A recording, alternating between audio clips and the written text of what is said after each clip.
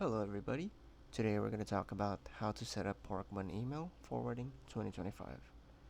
So step number 1, log into your Porkbun account and you will arrive at the domain management screen. Click on account in the top right corner and select domain management from the list.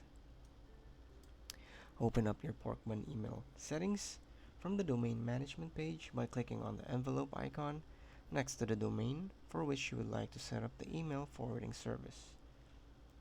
On the email hosting and forwarding page, find email forwarding on the right side.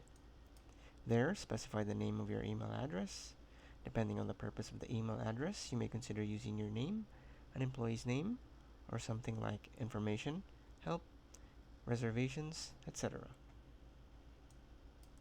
In the Deliver It To box, enter the existing email account you'd like your custom address to forward to, and click the blue Create Email Forward button, and right below that field you will see your new email address entered in the current forward section. And that's it. Thanks for watching.